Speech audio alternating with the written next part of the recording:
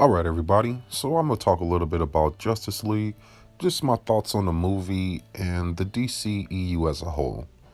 Now, to start off the movie, I liked a lot of things about it. I liked when the team actually worked together and, did things that gave you that feeling of it is a team and we are watching what we've seen in the comics or the cartoons, even, growing up, the camaraderie, working together. But there was a lot missing with that at the same time. Like if you compare it to the Avengers, they have a lot of parts in those movies where they're using their powers together. Like the movie Avengers at the end when they're having a big battle. You have Thor and Hulk working together. Iron Man's working with, all of them flying all over the place. But it's just a lot of scenes of them cohesively using their powers together, especially the way Thor and Captain America work, sort of with the hammer and the shield. I think they could have had more of that in Justice League. As far as characters, Batman, I felt was a miss. I think that the Batman they established in Batman versus Superman was one that they should have stayed with because this guy had a completely different personality from one movie to the next. I think that a few things bothered me about the action with Batman. You had him shooting an alien gun, and that just really bothered me. Like, he has problems with parademons, but he could beat up a whole warehouse full of people.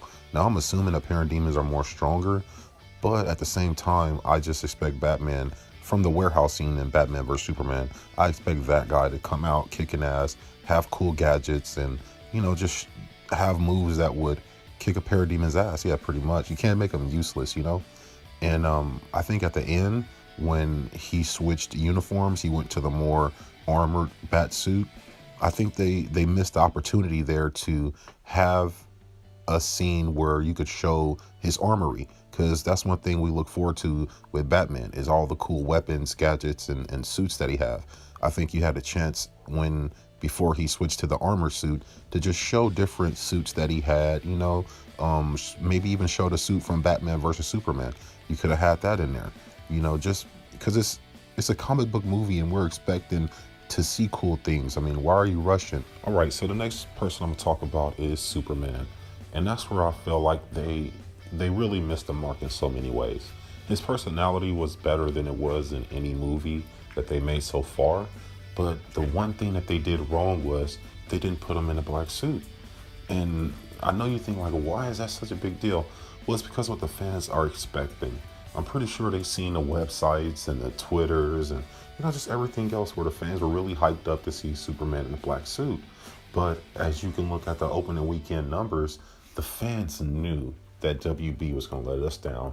They knew that we were going to get let down and we weren't going to get the black suit, and they were right. And the numbers reflect that.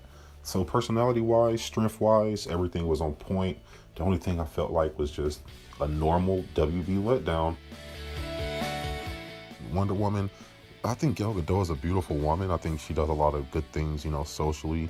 But as far as acting, I think that she's interchangeable. I think you can find 5 or 6, 10, whatever different people to play that role and do it all the same. But as far as like what she does, she's damn good at what she does. So I have zero complaints about her and her action and how much she was in the movie.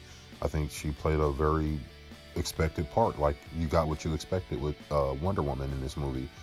A little bland on the acting though, man. I'm just being real. But moving on, Flash. I actually like the Flash from the was the end credit scene in one of the Marvel movies. I think maybe an Ant-Man. But they showed Scarlet Witch and Quicksilver in these cells, and I think that for the universe that DC has already established, that type of personality, the way Quicksilver was in that little cell, sort of acting all tormented and tortured and things like that, I think that could have played well in this universe. But at the same time, I ain't mad for the guy that, the way that they chose, because this guy had me laughing. I mean, I ain't gonna lie, Ezra Fisher had me laughing. Ezra Miller, excuse me, had me laughing the whole time. And yeah, so I don't know if I want to see a solo movie with him, but I think he's like that Hulk character where you can put him in everybody else's movie and he sort of enhances it, with his comedic relief. Moving on, I think Cyborg was real good. I think that they should have did a little bit more backstory on Cyborg. I think that some scenes they cut out with him, far as like flashbacks and things of that nature, really sort of missed the mark. Because if you're taking this approach to sort of introduce these characters and give their backstories in Justice League, for one, the movie should have been over 2 hours. But for two, you could have had 2 or 3 minutes of character development, especially at that scene when Cyborg is using his cybernetic powers and he's like flipping through pictures of himself. That was a good part right there where you could have had a flashback scene, maybe showed us how the accident happened, showed us some things of him and playing football, things that you cut out, you could have actually left in and would have gave us a more well-rounded character. And as a side note, another plot to this movie could have been Batman and the Flash. They're both supposed to be geniuses in this universe. How come they're not trying to help Cyborg control that suit? He got his suit from the mother box. So I think that the greatest detective in the world, Batman, would have an integral part in trying to help him control that suit and, control the powers, because that's how they got into the fight with Superman. He couldn't control the suit. I just think, you gotta have a more your plot of your movie has to reach out with a lot of tentacles in a lot of different ways, because you're talking about a lot of characters. And I think that in this movie, one of the things that it suffered from was it just had a story of the Transformer movies. The bad people arrive, Steppenwolf, he's here to get the boxes, and they're trying to stop him from getting the boxes, and we fight at the end with big armies of monsters. It's like the same repetitive story. But there's a lot of stories that they could have went into that they just chose not to. I don't know. Moving on, Aquaman, I think he was spot on. I have no complaints about him. He is somebody I would actually like to go see do a solo movie, and I'm glad they already shot it. So that was the best cast, and I think you can't really change him out with nobody. So instead of rebooting the universe, you might want to look at what you actually have. But damn, it is a disaster. But yeah, Aquaman, spot on. Keep him. Jason Momoa, all the action part, especially when he beat up Steppenwolf at the end, one-on-one. He sort of handled him. And then the scenes in Atlantis really kept me wanting more, because they didn't really show much. And that was a mistake also. When Steppenwolf went and got the mother box from Atlantis, nothing really happened. It was a couple water tricks. Aquaman got pushed around a little bit, and that was it. So I think they really missed the mark as far as giving us a sneak peek of Atlantis and making us want more. That's the problem with this movie. You notice I keep saying they missed the mark. They missed the mark. You could have showed us more. You could have showed us more. For some reason, they didn't want to show us more of the, Batcave or Bruce Wayne, Batman helping Cyborg. They didn't want to show us more of Atlantis. They didn't even want to show us Apocalypse, where Darkseid was. At the beginning of the movie, you could have had a scene where the mother boxes started calling out to Steppenwolf. Right after Superman's funeral, the mother boxes are calling out to Steppenwolf. You go through to a planet and you call it Apocalypse. You zoom in and Steppenwolf wakes up wherever he's in his slumber, and all of a sudden he got to go to Earth. He walks to his ship. He got to go to Earth to get the boxes. It would have been a cool little scene to give the whole movie more meaning, but they skip over a lot of stuff and just kind of like breeze through this movie. I'll talk a little bit more about Steppenwolf right now. I mean, he was as basic can get as far as a villain. He was Marvel villain bad. I think I liked his voice. I liked the look of him. The CGI thing kind of bothered me a little bit. It could go either way. It's 2017, so everything's CGI nowadays.